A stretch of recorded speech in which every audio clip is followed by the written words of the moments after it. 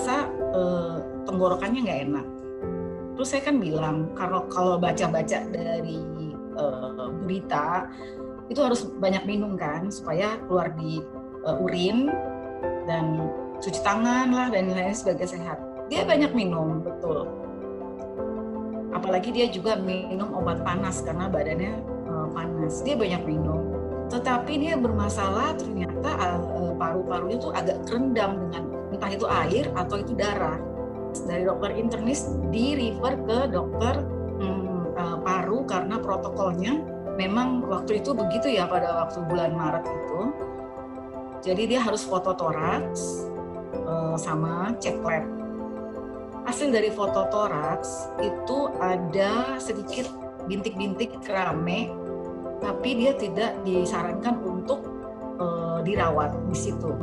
Terus dia bilang, Pak, ini sedikit ada bintik-bintik ini, tapi ini bukan corona.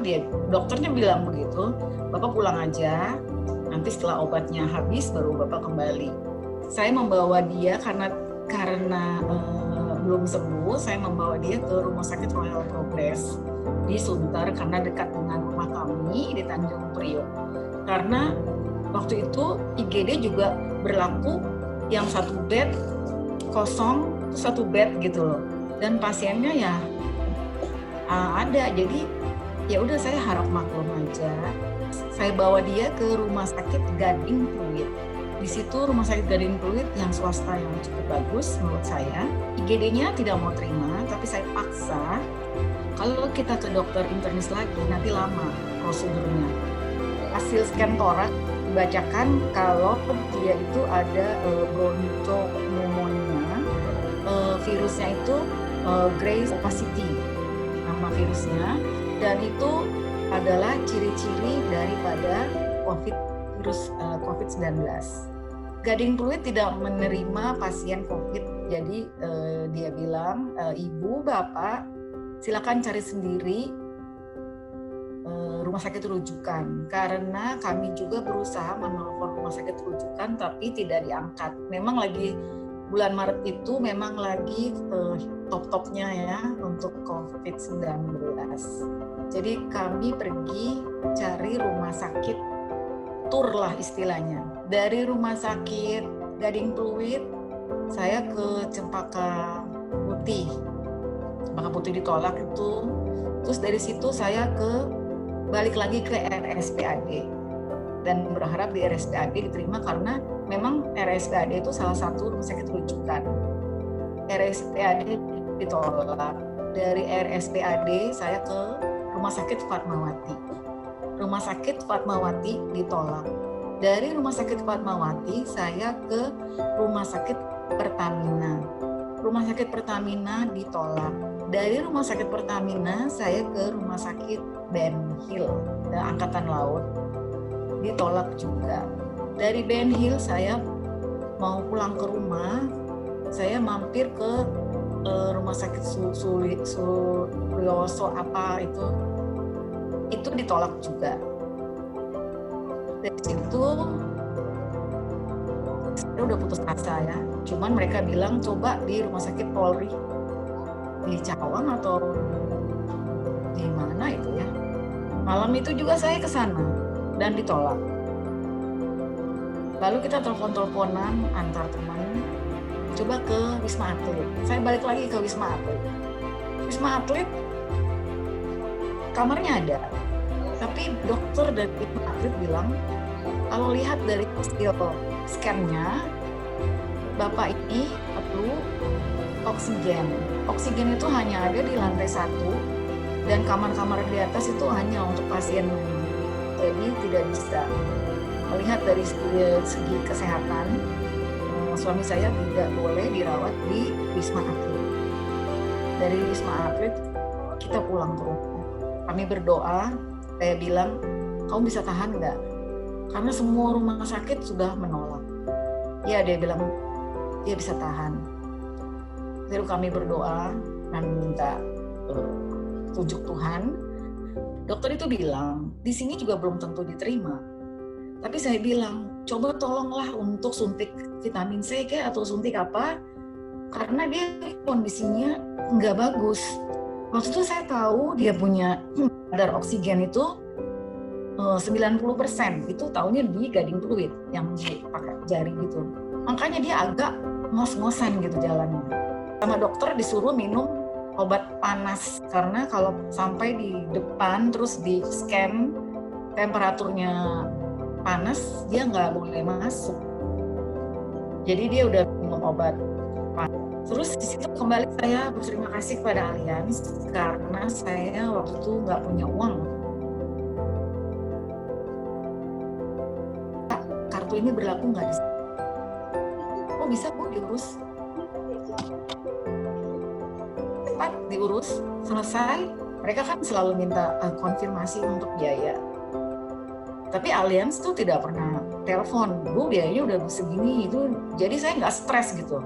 Saya tahu semuanya mahal, tapi asuransi yang dipakai itu walaupun saya tahu itu dia punya pagunya berapa, tapi membawa ketenangan tersendiri gitu.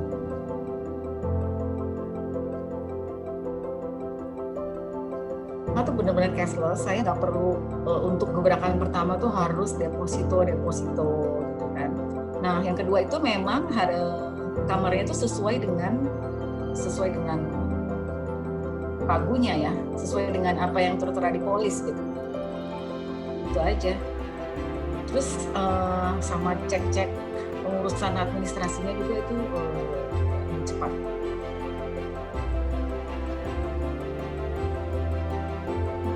Kalau asuransi itu istilahnya sedia payung sebelum hujan. Jadi manfaatnya itu ya satu, dia melindungi diri sendiri kalau kita ikut sebagai nasabah. Yang kedua itu melindungi keluarga dari kesulitan finansial. Ya, seperti yang saya pernah tadi ngomong. Yang ketiga itu kita dipaksa untuk disiplin menabung. Terus yang keempat tuh kan kayak kalau punya asuransi tuh kayak tenang gitu. Oh iya, kalau mau ini ya, walaupun ada biaya yang banyak, tapi paling enggak itu ada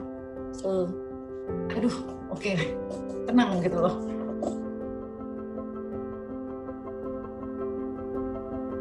Asuransi itu adalah bukti cinta dan bentuk tanggung jawab kepada keluarga. Kita nggak ada yang tahu masa depan atau umur kita sampai berapa, atau di depan habis ini saya ada masalah apa. Memang semua masa depan ada di tangan Tuhan. Kita berdoa, kita punya planning, tapi kita diberikan hikmat juga untuk melengkapi diri sendiri. Jadi kalau kayaknya nggak punya asuransi di hari begini, itu kayaknya gimana ya? Walaupun ada BPJS, asuransi itu beda ya, dia membantu sekali. Asuransi kita nggak tahu hidup kita tuh bagaimana.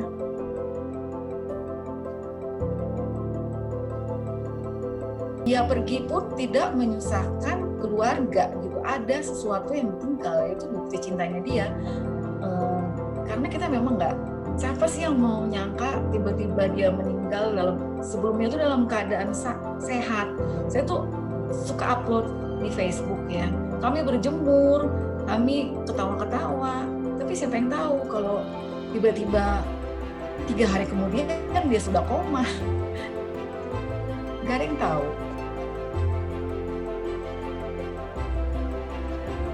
Klaimnya itu untuk klaim kematian, itu cepat karena saya tuh mengirimnya semua serba digital ya.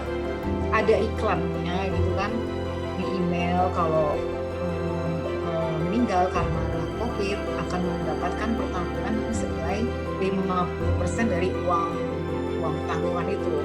Terus saya telepon ke customer care dan mereka cepat tanggap, dicatat. Terus sorenya yang uang pertanggungan itu sudah masuk gitu loh. Ya udah diproses dan pada hari yang sama sorenya masuk. Nah, saya terima kasih kepada Allianz, tanggapannya cepat. Saran untuk Allianz ke depannya apa ya? Semuanya sudah bagus ya.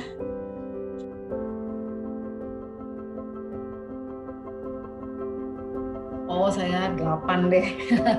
Saya rekomendasikan Allianz karena saya sudah merasakan manfaatnya.